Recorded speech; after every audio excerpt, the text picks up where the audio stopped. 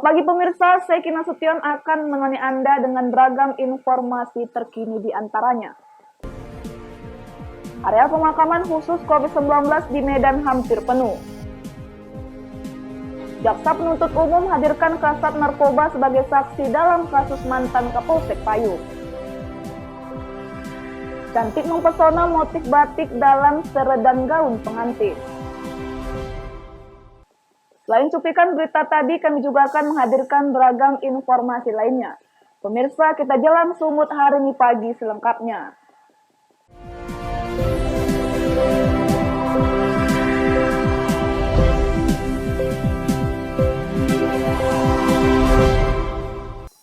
Kita ke informasi pertama. Pemirsa, area pemakaman khusus COVID-19 yang disediakan Pemko Medan di kawasan Simalingkar B sudah hampir penuh. Hal ini disebabkan oleh tingginya angka kematian kasus COVID-19 maupun orang meninggal yang dimakamkan dengan protokol COVID-19.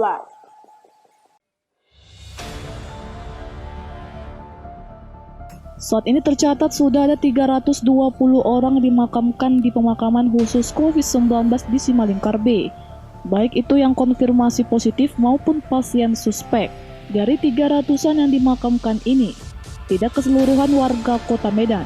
Sebanyak 203 orang warga Kota Medan dan 117 warga luar Kota Medan. Hal ini membuat kuburan khusus COVID-19 ini hampir penuh, di mana sebelumnya Pemko Medan hanya menyiapkan lahan yang dapat menampung sekitar 1.000 jenazah. Menanggapi hal ini, Pemko Medan meminta kepada pemerintah Provinsi Sumatera Utara agar masing-masing daerah menyediakan pemakaman khusus COVID-19 di tempatnya masing-masing. Berdasarkan Kemenkes RI nomor HK0107 Menkes 413/2020 tentang pedoman pencegahan pengendalian COVID-19, jenazah COVID-19 diperbolehkan dikubur di pemakaman tidak khusus COVID-19 dengan mengikuti SOP pemulasaran serta tidak mendapatkan izin dari lingkungan sekitar. Untuk saat ini yang ada di situ ada sekitar 320 kuburan ya, untuk saat ini saja. Ya kemungkinan bertambah pastilah ya. Kemungkinan berkurang yang nggak ada ya. Kenapa saya katakan bertambah? Karena saat ini itu terbagi atas dua. Ya, dengan kuburan memang asli itu orang dari kota berdasarkan KTP Kota Medan dan ada juga berdasarkan daripada penduduk yang bukan Kota Medan. Masih kita terima sesuai dengan peraturan yang berlaku ya. Itu sudah dikumandangkan ya oleh Pak Wali Kota sendiri melalui suatu keputusan. Untuk Kota Medan itu sekitar 203 kuburan yang ada di situ, dan untuk luar Kota Medan itu kalau saya nggak salah itu 117. Hingga kini tercatat ada penambahan 86 kasus konfirmasi positif di Sumatera Utara, sehingga konfirmasi positif menjadi 4.477 orang, dan pasien meninggal sebanyak 213 orang. Daniel Pekuali melaporkan untuk F-Farina TV. Pemirsa, terus bertambahnya pasien positif COVID-19. Pihak gugus tugas percepatan penanganan COVID-19 Kabupaten Serdang Bedagai memutuskan penutupan sementara Rumah Sakit Umum Daerah Sultan Sulaiman selama 14 hari ke depan.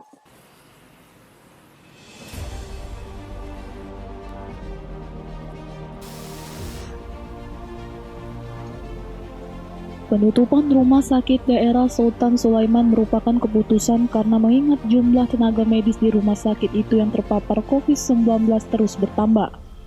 Dan bukan saja terhadap tenaga medis, bahkan 2 orang pasien juga dilaporkan terpapar COVID-19. Berdasarkan pantauan di Rumah Sakit Umum Daerah Sultan Sulaiman Serdang Bedagai, beberapa keluarga pasien terlihat sudah berkemas dan meninggalkan rumah sakit milik Pemkab Serdang Bedagai tersebut. Begitu juga dengan pihak rumah sakit untuk mengevakuasi pasien untuk dirujuk ke rumah sakit terdekat. Namun beberapa pasien yang sempat datang untuk berobat jalan tetap dilayani. Namun setelah mendapat penanganan, pasien tersebut dipersilahkan secepatnya pulang. Menurut Jubir Gugus Tugas Percepatan Penanganan COVID-19 Serdang Bedagai, Akmal, setelah melakukan rapat akhirnya gugus tugas memutuskan penutupan sementara Rumah Sakit Umum Daerah Sultan Sulaiman Serdang Bedagai selama 14 hari. terhitung mulai tanggal 6 Agustus hingga 20 Agustus 2020. Untuk sementara selama 14 hari ke depan, berhubung karena peningkatan kasus konfirmasi atau positif COVID-19 yang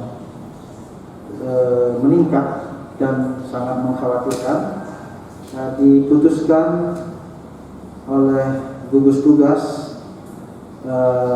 Rumah Sakit Sultan Sulaiman dinyatakan berhenti operasional pelayanan kesehatannya untuk sementara waktu selama 14 hari. Langkah ini diambil karena terus bertambahnya jumlah tenaga medis yang terpapar COVID-19 yang kini mencapai 16 orang, termasuk dokter sebanyak 3 orang. Bahkan ada 2 orang pasien yang dilaporkan terpapar COVID-19. Dari 16 tenaga medis yang dinyatakan positif COVID-19 tersebut, 10 diantaranya merupakan warga Serdang Bedagai, sedangkan selebihnya warga luar Serdang Bedagai. Abdul Malik melaporkan untuk Evarina TV. Pemirsa, seorang pria pekerja wahana hiburan kolam renang di Asahan, Sumatera Utara ditetapkan sebagai tersangka oleh polisi akibat diduga mencokoki wanita muda teman kerjanya dengan pil ekstasi hingga tewas. Penetapan tersangka terhadap pria tersebut setelah polisi melakukan olah TKP dan memeriksa sejumlah saksi. RS alias Ipul hanya bisa menyesali kejadian yang dialaminya. Pria pekerja wahana hiburan kolam renang berusia 24 tahun, warga desa Gunung Melayu, Kecamatan Bandar Pulau, Asahan, Sumatera Utara ini terpaksa mempertanggungjawabkan perbuatannya karena diduga sebagai penyebab kematian Ismi Aulia, rekan kerjanya. Pria tersebut ditetapkan Polres Asahan sebagai tersangka karena diduga mencokoki wanita berusia 20 tahun dengan pil ekstasi hingga tewas. Peristiwa tersebut terjadi di ruang karaoke sebuah kafe di Kampung Gunung Sari, Desa Perkebunan Bandar Selamat, Kecamatan Aik Songsongan, Asahan. Di hadapan polisi, pria tersebut mengaku tidak menyangka akan mengalami kejadian seperti itu. Dirinya menjemput korban dari tempat kerja mereka dengan niat untuk menikmati hiburan bersama sejumlah teman-temannya.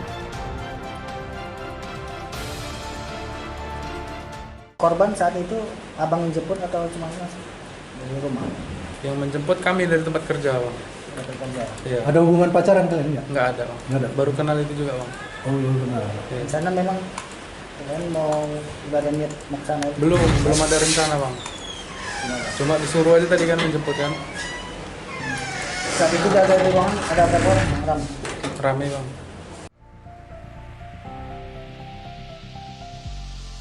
Polisi mengatakan penetapan RS alias Ipul sebagai tersangka berdasarkan hasil olah TKP dan pemeriksaan sejumlah saksi. Berdasarkan hasil autopsi terhadap korban, di tubuh korban ditemukan cairan zat afentamin.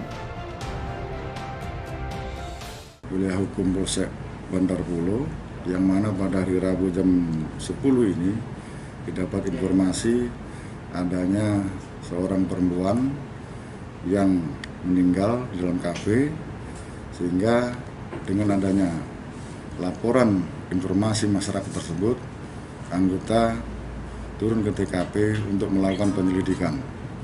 Nah, setelah itu kemudian dilakukan upaya kepolisian untuk memeriksa para saksi-saksi yang ada di tempat kejadian perkara. Kemudian setelah dilakukan upaya kepolisian untuk mendengar keterangan para saksi, kemudian olah TKP, kemudian dari Satreskrim Polres Asahan menetapkan salah satu saksi yang ada di TKP itu untuk dijadikan tersangka atas menyebabnya meninggal dunianya korban. Polisi yang mendapat laporan tentang kejadian tersebut langsung melakukan penyelidikan dengan menggeledah serta memasang polis lain di lokasi kejadian. Taufik melaporkan untuk Evarina TV. Sumut hari ini masih akan kembali sesaat lagi, tetaplah bersama kami.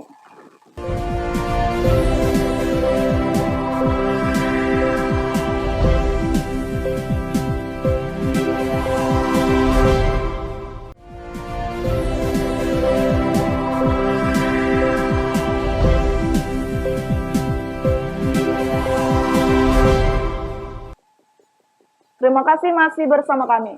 Pemirsa, Jaksa Penuntut Umum Kejaksaan Negeri Karo menghadirkan saksi tambahan Kasat Narkoba Polres Tanah Karo dalam persidangan kasus penyalahgunaan narkotika jenis sabu yang melibatkan mantan Kapolsek Payung di Pengadilan Negeri Kabanjahe.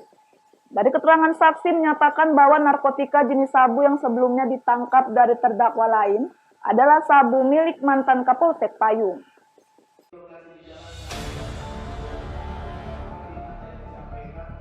Sidang lanjutan kasus penyalahgunaan narkotika jenis sabu yang melibatkan terdakwa mantan Kapolsek Payung Samson Sembiring dan 3 terdakwa lainnya kembali digelar di ruang Cakra Pengadilan Negeri Kabanjahe, Kabupaten Karo, Sumatera Utara. Jaksa Penuntut Umum Kejaksaan Negeri Karo menghadirkan saksi tambahan Kasat Narkoba Polres Tanah Karo dikarenakan terdakwa Samson terus membantah seluruh keterangan saksi yang lain yang menyatakan kalau barang haram tersebut adalah milik terdakwa Samson. Dalam keterangan saksi, pengembangan peredaran narkotika ini berawal ditangkapnya terdakwa lain atas nama GB serta DK. Setelah diinterogasi dari terdakwa, DK menyatakan kalau narkotika jenis sabu tersebut berasal dari terdakwa Samson. Diduga dari hasil penjualan narkotika juga diamankan uang sebesar 30 juta rupiah dari tangan terdakwa Samson. Menurut keterangan Kepala Seksi Pidana Umum Kejaksaan Negeri Karo, kehadiran saksi tambahan ini untuk menguatkan fakta persidangan. Dikarenakan terdakwa Samson terus membantah keterangan seluruh saksi dan kedepannya akan ada pertimbangan jaksa dalam penuntutan dikarenakan ingkar dan tidak mengakui perbuatannya. Agendanya ini ada pemeriksaan tambahan ya, mungkin yang di luar dari berkas perkara, itu salah satunya dari penyidik yang di Polda terhadap tersangka terdakwa Samson ini tidak mengakui perbuatannya, sehingga kita lakukan pemeriksaan. Kalau perbuatan tidak mengakui perbuatannya di persidangan itu merupakan ingkar dari terdakwa. Kami dari JPU akan mempertimbangkan nanti dalam hal penuntutan terdakwa, karena di dalam tuntutan itu ada hal-hal yang memberatkan, ada yang meringankan. Atas keterangan saksi tambahan tersebut, terdakwa Samson masih tetap membantah. Majelis Hakim pun menunda persidangan hingga minggu depan dengan agenda persidangan mendengarkan saksi dari terdakwa. Diketahui perkara ini berawal saat ditangkap seorang pengedar sabu di Kecamatan Payung. Lalu petugas kepolisian dari Satres Narkoba Polres Tanah Karo melakukan pengembangan dan ternyata barang haram tersebut diduga berasal dari Kapolsek Payung. Chandra Bukit melaporkan untuk Eva Dina TV.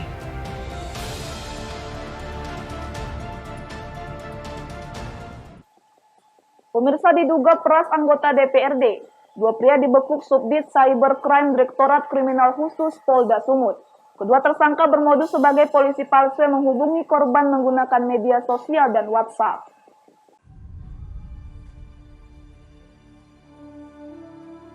Keduanya masing-masing inisial JN dan RA memeras sejumlah korbannya menggunakan akun seorang polisi milik seorang perwira menengah berpangkat AKBP. Akun polisi yang bertugas di Papua itu dipalsukan dan dipasangi foto-foto perwira polisi yang diakses dari akun media sosial Instagram dan Facebook. Berbekal akun palsu polisi, kedua mantan narapidana di Rokan Hilir menyasar sejumlah kontak yang didapati di media sosial, terutama politisi, pengusaha, dan orang-orang yang dinilai berpengaruh. Tersangka memeras dengan ancaman akan menyebarkan file-file foto porno para korbannya ke publik jika tidak memberikan uang. Kalau korban ini semua, karena ini kan internet, korban pernah itu ada dari yang kita tangkap ini korban dari Medan, salah satu pejabat. Kemudian berikutnya ada korban-korban lain, contohnya dari Surabaya, saya ulangi dari Semarang itu pernah kerugiannya sampai 150 juta, di Jakarta ada puluhan dan ratusan juta juga. Jadi korban, saya ulangi, korbannya ini banyak sekali dan diperkirakan ini tersangka sudah melakukan ini sudah cukup lama, tahunan, dan kita yakin korban ini sangat banyak di seluruh, dan itu merata dan bisa jadi seluruh Indonesia di seperti itu. Jumlah korban mencapai puluhan orang yang tersebar di sejumlah daerah dan kota-kota besar. Kerugian bervariasi mulai 30 hingga 70 juta rupiah.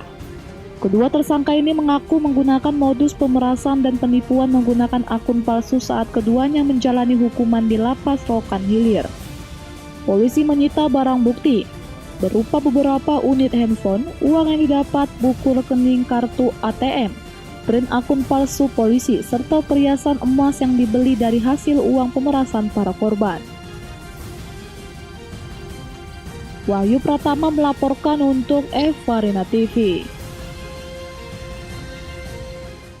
Kita beralih ke informasi lainnya, pemirsa. 15 hektar tanaman padi sawah milik warga di 13 kecamatan di Kabupaten Serdang Bedagai, Sumatera Utara terserang hama wereng batang coklat.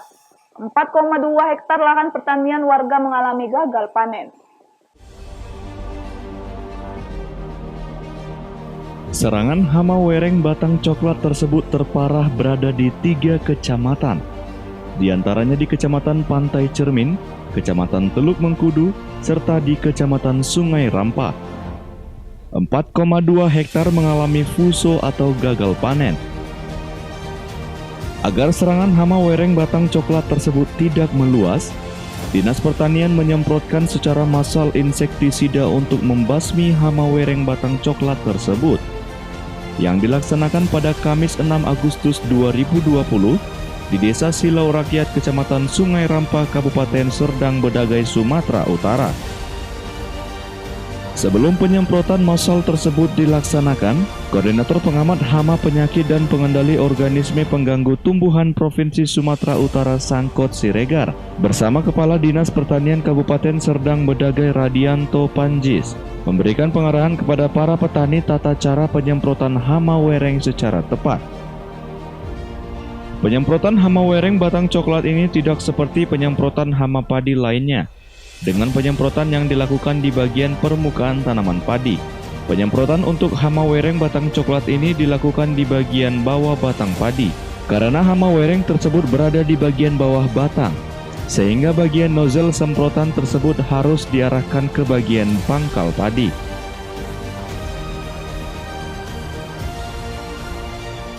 Tiga 13 kecamatan yang sudah terserang, yaitu Kecamatan Rampah, kemudian Sebamban, terus kemudian Tebing Tinggi, kemudian Tanjung Beringin, Teluk Mengkudu, Pantai Cermin, Perbaungan, Dolok Masihul, dan Serbajadi. Ini kami sudah melakukan pengendalian hampir 2-3 hari sekali. Dan kami sudah siapkan bantuan dari Dinas Pertanian Serdang Bedagai sendiri. Kami sudah habis hampir 1 ton lebih, dan kami sedang belanja lagi. Kami sudah menipis stok kita. Alhamdulillah ini bantuan dari provinsi sangat luar biasa. Provinsi terus terang aja sampai pada saat kita gerakan massal di Pegajahan, langsung Kadis Pertanian Provinsi juga turun. Dinas Pertanian mengimbau kepada para petani untuk mewaspadai serangan hama wereng batang coklat meski usai tanam padi 85 hari. Petani diimbau untuk tetap melakukan penyemprotan agar tanaman padi tidak diserang hama wereng batang coklat. Mulai bulan Juni 2020, Dinas Pertanian setiap minggu melakukan penyemprotan bergilir di berbagai kecamatan yang tanaman padinya mulai diserang hama wereng. Abdul Malik melaporkan untuk Evarina TV. Sumut hari ini masih akan kembali sesaat lagi, tetaplah bersama kami.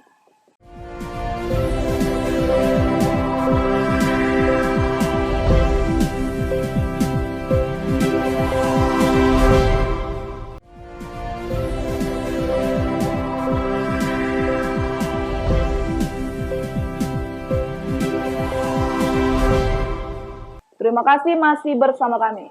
Pemirsa mendapat surat dari kepala desa untuk membongkar portal jalan yang dibangun warga. Puluhan warga Dusun 4 Kecamatan Sunggal mendatangi kantor kepala desa. Adu mulut antara warga dengan petugas tak terhindari.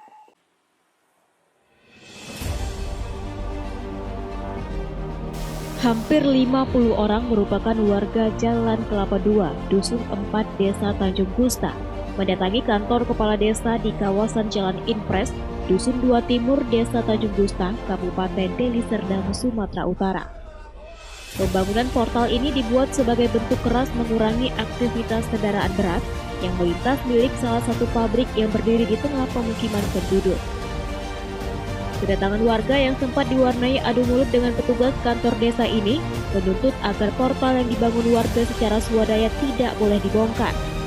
Beruntung petugas kepolisian dibantu TNI dapat menenangkan warga yang tersulut emosi dengan keberadaan pabrik pembuatan roti yang tidak memiliki pelang perusahaan, seperti di Kecamatan Sunggal dan Helvetia, yang berdiri di tengah pemukiman padat penduduk tanpa menghiraukan masyarakat. Salah satu warga mengatakan, sebelumnya pembangunan portal jalan sempat disetujui oleh kantor desa. Namun setelah beberapa hari, warga mendapat surat untuk kembali dibongkar dengan alasan diperbaiki. Diduga pihak perusahaan tersebut keberatan dengan keberadaan portal yang berdiri.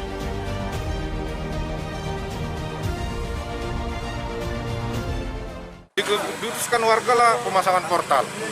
Nah, setelah dipasang keputusan pemasangan portal diajukan ke kepala desa, disetujui oleh kepala desa. Setelah beberapa hari kemudian muncul surat untuk membongkar dan memperbaiki portal. Itu kan menjadi suatu pertanyaan bagi kami.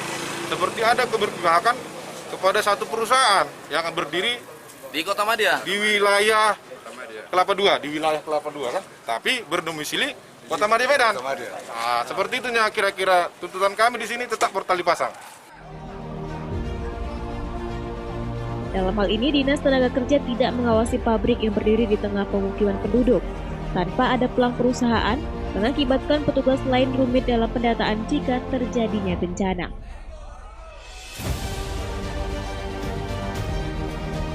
Wahyu Pratama melaporkan untuk Eva Rina TV. Pemirsa, seredan merupakan busana pengantin dari budaya barat yang biasa dikenakan mempelai wanita, yaitu dengan menonjolkan gaun di bagian belakang pinggangnya menggunakan kain panjang berwarna putih yang menyapu lantai. Busana pengantin seredan ala barat ini bisa menjadi lebih Indonesia dengan motif batik.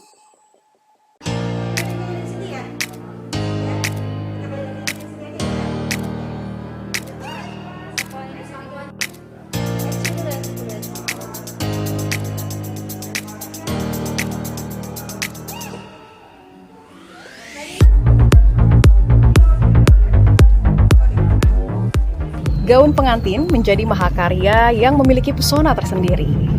Ornamen yang elegan serta detail yang presisi menjadikan busana ini pilihan di momen terindah.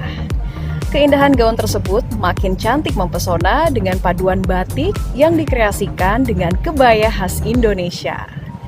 Karya tersebut digagas pembatik asal Surabaya, Diah Gardenia, yang mengubah seredan ala gaun pengantin barat menjadi gaun pengantin tradisional Indonesia yang anggun.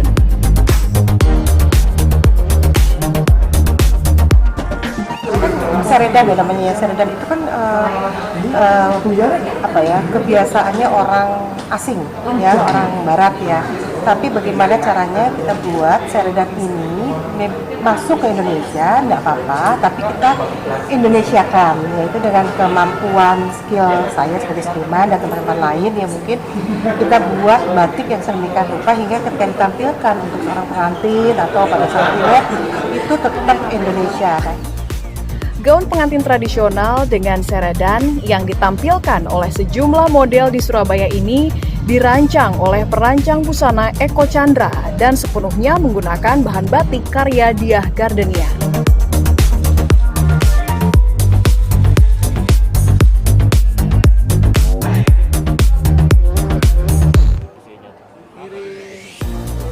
Dari Surabaya, Jawa Timur, Hanif Nasrullah, Kantor Berita Antara mewartakan.